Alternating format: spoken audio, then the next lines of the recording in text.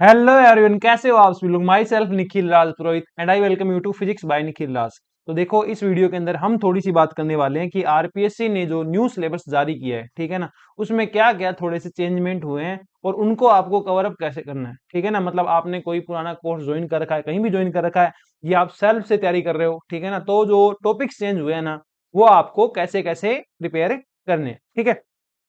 इसके अंदर मेनली मैं फिजिक्स वाले पोर्शन की बात करूंगा, क्योंकि जीके का जो पेपर रहता है वो कॉमन रहता है। तो और सारे बहुत जो अपने टीचर्स हैं यूट्यूब पे उन्होंने वीडियो डाल दी है, उसके बाद भी थोड़ा सा मैं आपको जीके का आइडिया दे दूंगा कि जीके में आपको क्या क्या कैसे कैसे चेंज हुआ है और वो कैसे आप कवर अप कर सकते हैं, ठीक है ना। और फिजिक्स का तो मेन मेरे को बताना ही है। ओके। और जो स्टूडेंट अपने से जुड़े हुए हैं, मतलब जिन्होंने बैच वगैरह बाय कर रखे हैं, उनके लिए जो न्यू सिलेबस ऐड हुआ है वो कैसे कवर अप होगा, ठीक है ना। अपनी जो टेस्ट सीरीज होगी उसमें अपने क्या बदलाव करेंगे इस न्यू सिलेबस को देखते हुए, ठीक है ना। और जो सेल्फ से कर रहे हैं वो भी इसको कैसे कर सकते हैं उसकी भी मैं बात कर दूंगा, ठीक है। तो सबसे पहले मैं बात कर देता हूँ अपने फिजिक्स वाले पोर्शन की। तो फिजिक्स वाले पोर्शन के अंदर ना बहुत ज्यादा चेंज कुछ नहीं हुआ है, मतलब 11 12 का जो पोर्शन था उसमें तो कुछ चेंज हुआ ही नहीं है, ठीक है। 11 12 का पोर्शन तुम्हारा है वैसे के वैसे, ये जो पोर्शन है ना पूरा का पूरा वैसे रहा है। पूरा मैंने टाइम लगा के, ठीक है ना, वन स्टेप बाय स्टेप मैंने पूरा सिलेबस देखा है। तो आपको इस पे और टाइम वेस्ट करने की रिक्वायरमेंट है नहीं है ना। 11 12 का सिलेबस पूरा का पूरा सेम रहा है, ठीक है ना। बस हल्की सी चेंज ये है कि यहाँ जो अपने पास ये दो टॉपिक थे ना, ये इधर डाल दिए, ठीक है। तो उससे कोई फर्क नहीं पड़ता उसको कहाँ दे रखा है। तो ये एक तो ये उन्होंने हल्का चेंज किया है, ठीक है। इसके अलावा बात करूं तो 11 12 में कहीं कोई चेंज नहीं है। बीएससी वाला जो पार्ट है ना, इसमें मैकेनिक्स के अंदर बस यहाँ एक वो टॉपिक नहीं लिखा हुआ इस बार, कि जो रिलेशन होते हैं ना, जो अपने इलास्टिक कोफिशिएंट निकल निकल के आते हैं, एक शायद सिग्मा निकल के आता है, एक शायद के निकल के आता है, और एक शायद एक और आता है, अब मुझे याद नहीं आ रहा। वो के होता है, एक सिग्मा होता है, एक और होता है जो अपने पास कुछ होता, तो अब मुझे याद नहीं आ रहा है ना, वाई होता है, ठीक है। तो इन सब के अंदर अपने पास एक पॉइजन रेशियो होता है, तो उन सब में क्या रिलेशन है वो टॉपिक यहाँ लिखा नहीं हुआ, पर फर्क नहीं पड़ता उससे। क्यों फर्क नहीं पड़ता? क्योंकि वो है ना आपने 11th वाले पोर्शन में भी है, और थोड़ा बहुत ये जो बाकी जो टॉपिक्स है ना इनके अंदर भी है, ठीक है। तो आपको वो टॉपिक कर लेना चाहिए, और वो चार ही फॉर्मूले हैं, ठीक है।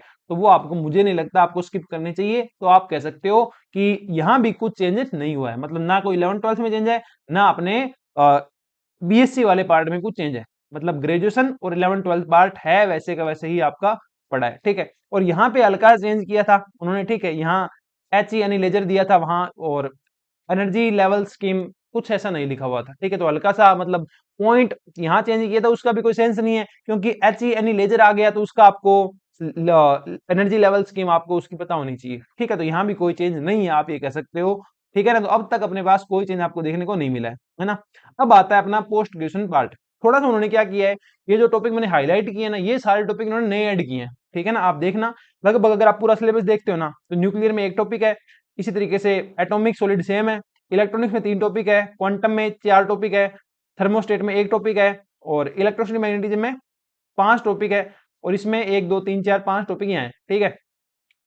तो लगभग आप कह सकते हो इसमें लगभग 30%, इसमें 20%, ठीक है। 30 20, एवरेज चले तो 25, इसमें 5% है ना, इसमें 30 + 20 50, 50 5 55, 55 और ये 40 कर लो आप, 55 40 95, 95 और 25, ये हो गए 120, 120 और 5% इसमें कर दो 125, 125 में आप 7 का भाग दोगे ना, तो लगभग ये आ गए अपने पास कि लगभग 15% सिलेबस ऐड किया है नया एमएससी वाले पोर्शन के अंदर, आप ये कह सकते हो, ठीक है ना।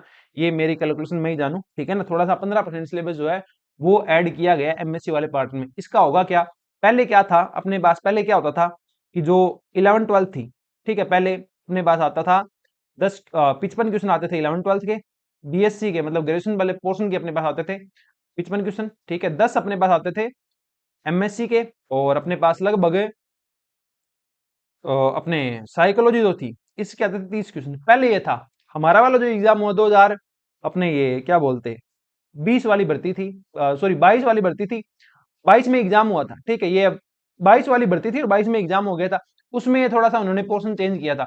साइकोलॉजी के यहाँ 16 क्वेश्चन आए थे, ठीक है ना। यहाँ एमएससी के क्वेश्चन थोड़े बढ़ गए थे, ठीक है ना। एमएससी के लगभग 30 क्वेश्चन के लगभग 20 30 क्वेश्चन यहाँ पे आ गए थे, ठीक है ना। हमारे वाले टाइम 30 क्वेश्चन आई थिंक आए थे, जितना मुझे भी याद है, मैंने वो सारा यूट्यूब पे बता रखा है, तो मुझे एग्जैक्टली याद नहीं है, ठीक है।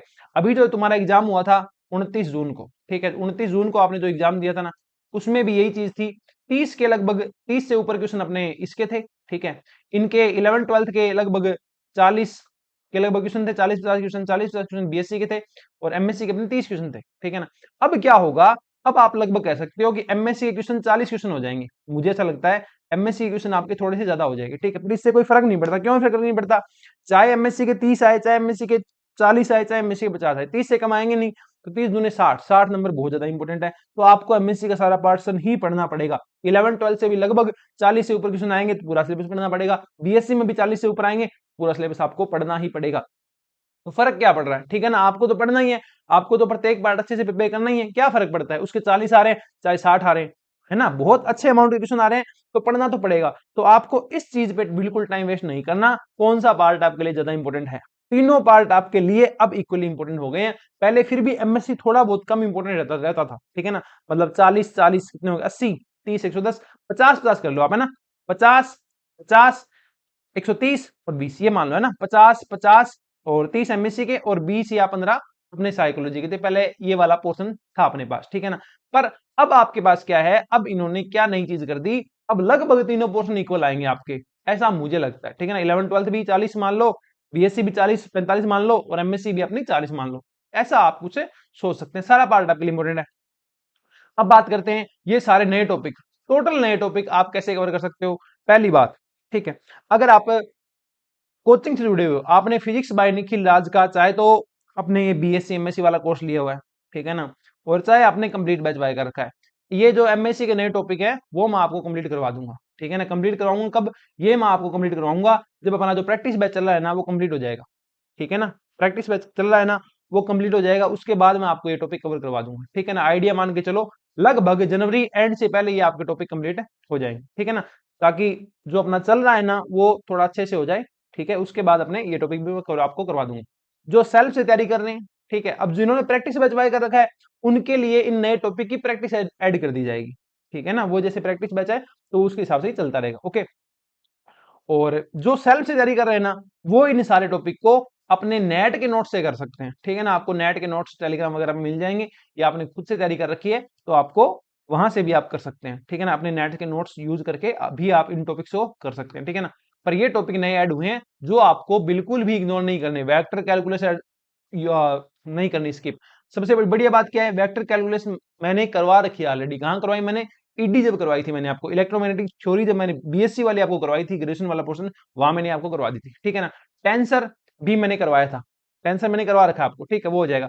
फोरियर सीरीज नहीं करवा रखी, फोरियर सीरीज करवा देंगे। स्पेशल फंक्शन आपको दो करवा रखे हैं, सिलेबस में दो ही थे अपने, अब दो इन्होंने और ऐड कर दिए। बेसल और अरमाइड थे, अब आपको जो लगूरे है और एक और आता है, ठीक है, लगूरे आता है, एक और आता है मुझे नाम याद नहीं आ रहा, ठीक है ना, वो भी दो ऐड कर दिए। कॉम्प्लेक्स एनालिसिस भी ऐड कर दी, ठीक है। Scalar and vector potential add कर दिए। गोज इनवेरिएंस ऐड कर दिया। EMT electromagnetic wave in free space add कर दिया। डाइलेक्ट्रिक एंड कंडक्टर ऐड कर दिया। रैंडम वॉक इंक्लूड कर दी। ब्राउन इन मोशन इंक्लूड कर दी, ठीक है ना। ब्राउन इन मोशन मैंने ऑलरेडी पहले करवा रखी है आपको, रैंडम वॉक मुझे करवानी है, मैं करवा दूंगा। टाइम डिपेंडेंट परटर्बेशन, ठीक है, इन्होंने ऐड कर दिया। पर इससे क्वेश्चन नहीं आएगा, मैं किस भी यहाँ पे कह रहा हूँ क्वेश्चन नहीं आएगा, क्योंकि नहीं आएगा, ठीक है। Relativistic quantum mechanics, KG and drag equation, semi classical theory of radiation, ठीक है, मल्टी वाइब्रेटर, एडी और एडी टू, और ये analogue to digital and digital to analogue converter, opto electric devices, और यहाँ आएगा न्यूट्रॉन प्रॉब्लम। अब ये सारे टॉपिक आपको पढ़ने कैसे हैं? ये सारे टॉपिक आपको बहुत इजी वे में पढ़ने हैं। तो ये इजी वे क्या होता है, देखो पहले क्या था, नेट का एग्जाम 2018 से पहले कैसे होता था, आप पीवाईक्यू पढ़िए, ठीक है, आप इजी जी पीवाईक्यू सोल्व करके जाइए, उनको थोड़ा याद कर लीजिए, आपका नेट का एग्जाम निकल जाता है, ठीक है ना। वो ही उसी तरीके से आपको पढ़ना है। अब जो नेट का एग्जाम आता है ना उसमें तो बहुत डेप्थ में जाके आपको पढ़ना पड़ता है। वो उतनी डेप्थ के साथ आपको इन प्रत्येक टॉपिक को प्रिपेयर करने की रिक्वायरमेंट नहीं है, ठीक है ना। बिल्कुल आप इनकी थोड़ी बेसिक देख लेंगे, मतलब छोड़ना कुछ नहीं है, बहुत इनके अंदर पीएचडी नहीं करनी, बहुत इनके अंदर नहीं घुसना आपको। जैसे फोरियर सीरीज है, फोरियर सीरीज एक तो इसमें जो दो तीन फॉर्मूले बनते हैं, साइन फोरियर सीरीज होती है, ठीक है ना। पहली बात तो सिंपल फोरियर सीरीज होती है, वहीं से आपका क्वेश्चन आ जाएगा। उसके बाद साइन वाली एक होती है, एक और होती है, एक कोस वाली होती है। तो वहां से भी आपके जो कोफिशिएंट बनते हैं, एन बनता है, बीएन बनता है, बस वो आपको निकालने होने चाहिए। दो तीन इसके क्वेश्चन सोल्व कर लेना, आपका काम हो जाएगा, ठीक है। स्पेशल फंक्शन जैसे आपने हर्माइट पढ़ा था, बेसल पढ़ा था ना, उसी तरीके से जो लगूरे है एक और होगा इसके अंदर, ठीक है, वो आप लीजेंडरे, है ना, लीजेंडरे और लगुरे, वो दो भी आप उसी तरीके से पढ़ सकते हैं। कॉम्प्लेक्स एनालिसिस में बिल्कुल जो अपने पुराने नोट्स थे ना नेट के, वो आप पढ़ लेना, आप कहीं नहीं अटकोगे। नए वाले नोट्स में पता नहीं क्या क्या ऐड किया होगा लोगों ने, बहुत उनको बढ़ाया चढ़ाया होगा। वो बढ़ाना चढ़ाना जरूरी भी है नेट के लिए, टीआईएफआर के लिए, पर आरपीएससी के लिए उनको बढ़ाना चढ़ाना जरूरी नहीं है। तो पुराने वाले तरीके के नोट्स जो हैं वो अगर आप पढ़ लेंगे, नए टॉपिक जो ऐड हुए उनके, तो आपको कोई दिक्कत नहीं आएगी, इतना विश्वास मैं आपको दिला सकता हूँ, ठीक है ना। और अब तक जो मैंने आरपीएससी के बारे में प्रेडिक्ट किया है, हमेशा चीजें वैसी ही गई है, ठीक है ना, कि 30 क्वेश्चन आएंगे तो 30 ही आते हैं वहां, ठीक है। इस बार आप उम्मीद कर सकते हो 30 के 40 तक भी वो जा सकते हैं, मिड एंट्री नहीं जाएंगे पर जा सकते हैं, ठीक है। मुझे ऐसा लगता है वो 30 से 40 के बीच में खेलेंगे, हो सकता है वो 30 भी रखते हैं, क्योंकि 30 तो इस साल आई थे, और हो सकता है वो 40 पे भी चले जाएं, ठीक है ना। ये कोई टॉपिक जो है बहुत ज्यादा टफ नहीं है, ठीक है ना। आपको ऐसा नहीं करना है कि आपको लगे भाई सिलेबस ही चेंज हो गया, ऐसा कुछ नहीं हुआ है। और ऐसा भी, अब एक बात सोचो, इतने साल से जो पेपर बना रहे थे, अब वो नए टॉपिक ऐड करेंगे, ठीक है ना, तो क्वेश्चन उनको भी तो नए बनाने पड़ेंगे, नए तो नहीं बनाते, वो कहीं से उठाते ही हैं, ठीक है ना, तो उनको भी तो नए क्वेश्चन उठाने पड़ेंगे ना, ठीक है ना। तो उस तरीके से आप भी पढ़ सकते हो, कोई ये बड़ी बात नहीं है, इसके अंदर बहुत कुछ नहीं बदला है। आपको इसको लेके डिमोटिवेट नहीं होना है कि भाई सब कुछ ही बदल गया, अब मैं कैसे तैयारी करूंगा, ऐसा कुछ नहीं है। आपने जो कर रखा है ना, रियलिटी बताऊं ना, जो आपने कर रखा है ना, आप वो कर लो बहुत तगड़े तरीके से। नए वाले टॉपिक सबसे लास्ट में कर लेना, इनको 5 दिन दे देना, तो भी आपका काम जो है वो हो जाएगा, ठीक है। बहुत ज्यादा परेशान इनको होके लेने की जरूरत नहीं है। फिर भी कोई दिक्कत रहती है आपको नए सिलेबस को लेके, ठीक है, मेरे को व्हाट्सअप कर देना, 63 502 63 164, ये अपने व्हाट्सअप नंबर है, 63 502 63 164, ठीक है ना। ये आपको कोई क्वेरी हो तो आप यहाँ देख सकते हैं, ठीक है, बता देना। और पैटर्न वगैरह सारा वही है, ये जो अपने वही सेम रखा है इन्होंने, साइकोलॉजी पार्ट वाला पार्ट तो उन्होंने डाल दिया पेपर 1 में, और जो पेडागोजी थी, ठीक है, और जो अपनी आईसीटी थी वो अपना पेपर 2 के अंदर ही इन्होंने रखा है। बाकी वही चीज है, 300 मार्क्स है, 3 घंटे हैं, 150 अपने क्या बोलते हैं क्वेश्चन होंगे, ठीक है ना, 3 घंटे आपके पास होंगे। पॉजिटिव मार्क्स, ठीक है, वो 2 मिलेंगे, और नेगेटिव के लिए आपको -2/3 आपको मार्क्स अवॉर्ड किए जाएंगे, मतलब पॉइंट 66 काट लिया जाएगा, ठीक है। अब जीके की बात करें, तो जीके के अंदर इन्होंने क्या किया है, जो अपने गुप्ता वाला था ना, ये देखो आप, ये इधर है, देखो ये वाला अपन, ठीक है, ये वाला था ना, development of literature art and architecture during Gupta Mughal Gupta Mughal period, ये उन्होंने हटा दिया है, ठीक है। और बाकी सब कुछ है, ये नीचे वाला, ये गुप्ता वाला हटा दिया इन्होंने मेन, ठीक है ना। ये हटा के उन्होंने थोड़ा सा ये वाला आप देखोगे तो ये ऐड किया है, फ्रीडम स्ट्रगल ऑफ 1857, पहले भी था, इंडिया वाला है। राजस्थान वाला भी आपके यहाँ है, ठीक है ना, यहाँ एक टॉपिक था, ये रहा, एवोल्यूशन ऑफ 1857, तो ये भी अपने पास ऑलरेडी है, ठीक है ना। तो 1857 अब दोनों ऐड कर दी, इंडिया की भी कर दी, राजस्थान की ऐड कर दी। नेशनलिज्म, राष्ट्रवाद का उदय, वहां सिर्फ गांधी जी था, अब यहाँ पूरा आ गया, ठीक है। और रिवोल्यूशन एक्टिविटीज वगैरह ये थोड़ी वो चीजें जो है इन्होंने ऐड कर दी है। ये क्या करना है आपको, अब इसके बारे में क्या करना है उसकी मैं बात कर लूंगा आपके साथ, ठीक है ना। और बाकी सारा का सारा सेम रहा है, जो सेम रहा है उसके बारे में आपको नहीं बता रहा। मेंटल एबिलिटी के अंदर उन्होंने थोड़े टॉपिक काट दिए हैं, ठीक है, आप एक बार नोट करोगे तो आप ये देखना कि जो मेंटल एबिलिटी है ना, पहले यहाँ देखो ये इतने सारे टॉपिक थे, ओके, अब इन्होंने ये टॉपिक काट दिए, हटा दिए, इन्होंने थोड़े से टॉपिक छोड़े हैं, 5 6 टॉपिक, ठीक है।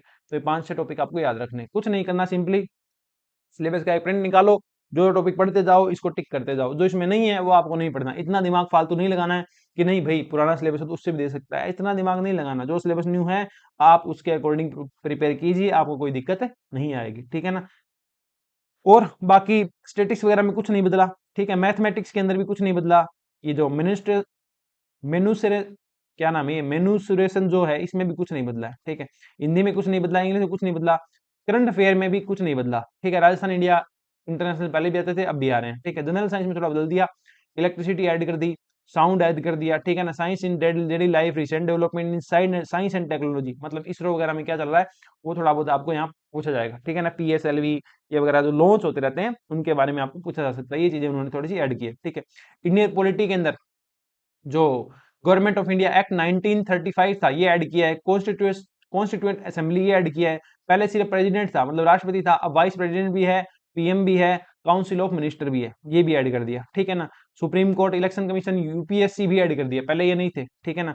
और नेशनल ह्यूमन राइट कमीशन ये ऐड कर दिया है, ठीक है। और नेशनल कमीशन फॉर वुमेन ये अब उन्होंने बाकी ऐड कर दिए हैं, ठीक है। और उन्होंने कुछ ज्यादा ऐड नहीं किया। ज्योग्राफी के अंदर यहाँ पे उन्होंने एक वर्ड और लिख दिया था, उससे कोई फर्क नहीं पड़ता क्योंकि वो तो आप ऑलरेडी पढ़ रहे थे, ठीक है। जो आप ऑलरेडी पढ़ रहे थे ना, वो मैंने यहाँ पे एक आधा शब्द जो है मेंशन नहीं किया मैंने, है ना।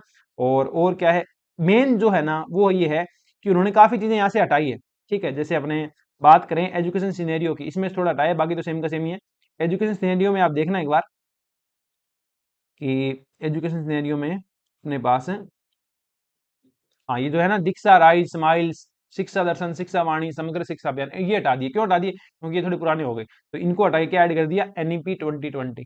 ठीक है ना, एनईपी 2020 ऐड इन्होंने कर दिया, और ये जरूरी भी था क्योंकि आप ये एनईपी 2020 लागू हो रही है, ठीक है ना, इसके अकॉर्डिंग ही सरकार जो एजुकेशन है उसको चलाना चाहती है।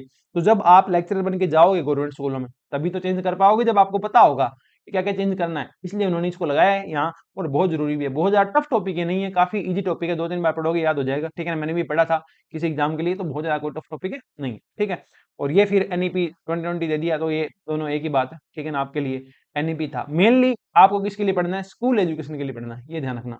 उसमें हायर एजुकेशन की भी बात की गई है, ठीक है ना, पर आपको स्कूल एजुकेशन की ही पढ़ना है। ओके, और ये अपना आरटी था, और तो कुछ है नहीं। ठीक है, राइट टू एजुकेशन उसके बारे में था। ये अपना मेन मेन जो है मैंने पेपर जीके वाले पेपर की भी बात कर दी। अब बात करते हैं जीके वाला जो है ना, आप कवर कैसे करोगे। ठीक है, तो जीके वाला कैसे कवर करोगे आप, उसकी मैं थोड़ी सी बात करता हूँ कि जो मैंने आपको बुक्स बताई थी ना, जो मैंने आपको ऑलरेडी बुक्स बता रखी है कि आप, जैसे मैंने इसके लिए हिस्ट्री वाले के लिए मैंने बताई, 2 बुक बताई थी आपको। एक तो पप्पू सिंह प्रजापति की बताई थी, है ना, पप्पू सिंह प्रजापति की बताई थी एक तो, और एक गणपत सिंह राजपूत की बताई थी, है ना। ठीक है, अब दो चीज हो सकती है, आपने कहीं भी बैच बाय कर रखा है, ठीक है, जीके वाले पोर्शन का कहीं भी बैच बाय कर रखा है, तो वो करवा देंगे। जो भी पार्ट टेक्स्ट ऐड हुआ है वो करवा देंगे। अगर वो नहीं भी करवाते हैं, ठीक है, मतलब आप उनको रिक्वेस्ट कर देना कि सर ये एक बार करवा दीजिए, और 99% करवाएंगे ही वो। ठीक है ना, अब बच्चा इन छोटे से पार्ट के लिए कोई नई कोचिंग थोड़ी ज्वाइन करेगा। ठीक है, वो उनकी रिस्पॉन्सिबिलिटी बनती है, जैसे हमारी फिजिक्स वाले पार्ट के लिए बनती है, तो वो करवाएंगे आपको। ठीक है, एक मैंने बुक आपको बताई थी गणपत सिंह राजपुरोहित हिस्ट्री पॉइंट है बाड़मेर, ठीक है, उनकी बताई थी। तो इनकी मुझे उम्मीद है छोटी छोटी बुकलेट जो है दोनों की ओर आ जाएगी, जिसमें जो नए टॉपिक हैं वो आपको दिए हुए होंगे, जिसकी प्राइस मिनिमम रहेगी, मतलब 50 रुपए 60 रुपए या 70 रुपए मान लो, इतनी कुछ रहनी चाहिए। ठीक है, और तो क्या है, और बाकी नई बुक लेने का प्लान कर रहे हो ना, उसके लिए आप थोड़ा सा रुक जाना। ठीक है, मतलब 10 दिन 15 दिन का वेट करो, महीने का भी वेट कर सकते हो। ये अपने पास इनसे आपको इनके सही किए हुए कंटेंट, मतलब जो नया कंटेंट ऐड किया है, ठीक है, उसकी बुक अपने आ जाएगी। ठीक है, क्योंकि अभी टाइम है आपके पास, आपको जून में एग्जाम देना है। ठीक है, तो 6 महीने वो पड़े, और अभी चल रहा है अपना 10वां महीना स्टार्ट होने वाला है। ठीक है ना, 21 सितंबर हो गई जब मैं आपको ये वीडियो बना रहा हूँ, है ना। तो लगभग अपने पास 5 2 7 8 महीने के लगभग पड़े। ठीक है, तो 1 महीना वेट कर लोगे, और 1 महीना वेट करने में कोई वेस्ट थोड़ी हो रहा है, वो जो आपके पास कंटेंट ऑलरेडी है, लगभग तो सिलेबस चेंज ही नहीं हुआ, 90% सिलेबस तो सेम का सेम है, तो आप वो पढ़ लो, फिर 10% वाला आ जाएगा, तो आप जो है वो दे देना। ठीक है, किसी भी चीज को लेकर परेशान होने की जरूरत नहीं है, चाहे आपने के पास कोई पुरानी टेस्ट सीरीज है, चाहे आपके पास पुराना कंटेंट है, ठीक है ना, बस इतना ध्यान रखना है, सिलेबस अपने हाथ में रखो। जो चीजें नई सिलेबस में नहीं है उसको आप वहां काट सकते हो, जैसे कि आप कोई टेस्ट सीरीज दे रहे हो तो वहां दिख जाए कि ये क्वेश्चन जो है हो जाए आपसे, बढ़िया है। नहीं हो रहा तो देख लो ये भी पुराने वाले सिलेबस से था, तो उसको काट दो। ठीक है ना, कि ये मुझे नहीं पढ़ना है, इसके लिए मुझे परेशान होने की जरूरत नहीं है। आपको पढ़ना अकॉर्डिंग टू न्यू सिलेबस ही पड़ेगा, और आप जो नया सिलेबस है उसकी आप 2 से 3 प्रिंट निकाल करके रख लेना, ताकि आपको वो काफी बेनिफिट देगा। तैयारी का पहला स्टेप यही होता है कि आप जो है सिलेबस जो है आपकी डेस्क पे होना चाहिए, और आपको उसके अकॉर्डिंग ही प्रिपेयर करना चाहिए। ठीक है, ये अपनी आरपीएससी न्यू सिलेबस जो है उसको लेकर के छोटी सी वीडियो थी। ओके, इसके बाद नेक्स्ट वीडियो जो होगी वो ईएमआर के बारे में होगी, कि ईएमआर के सिलेबस के अंदर क्या क्या है। ठीक है, उसकी मैं देखता हूँ, शायद शॉर्ट वीडियो ही डाल दूंगा मैं, या फिर जो सिलेबस की वीडियो बनेगी वो डाल दूंगा। ठीक है, और ईएमआरएस के पेपर 1 के बारे में भी अपनी थोड़ी बात करेंगे, वो आप कैसे प्रिपेयर कर सकते हो, या मुझे कोई बुक मिलेगी तो मैं आपको सजेस्ट कर दूंगा। ठीक है ना, इसके अलावा अपने भाई बैच चल रहे हैं, आरपीएससी फर्स्ट ग्रेड फिजिक्स का बैच चल रहा है, जिसमें कंप्लीट न्यू सिलेबस के अकॉर्डिंग आपको करवा दिया जाएगा। ठीक है ना, आप ऐप में जाकर के वो ज्वाइन कर सकते हैं। ऐप वगैरह के लिंक आपको कमेंट सेक्शन में मिल जाएंगे, डिस्क्रिप्शन में मिल जाएंगे, व्हाट्सएप नंबर आपको कमेंट सेक्शन में हर जगह मिल जाएंगे। ठीक है ना, वहां से आप कॉन्टैक्ट कर सकते हैं, कोई भी दिक्कत आती है तो। टेस्ट सीरीज वगैरह, test series, practice batch, EMRS का बैच, केवीएस, एनवीएस, एसटेट, ये सारे बैच अपने चल रहे हैं, वो आप जाकर के अपने इंटरेस्ट के अकॉर्डिंग जाकर के आप एक बार देख सकते हैं ऐप के अंदर, या वेबसाइट पे, या फिर जहां भी आप देखना चाहें। ठीक है ना, तो इस वीडियो में अपने पास इतना ही था, मिलते हैं नेक्स्ट वीडियो के अंदर बहुत ही किसी शानदार कंटेंट के साथ। Okay, bye bye, take care, bye.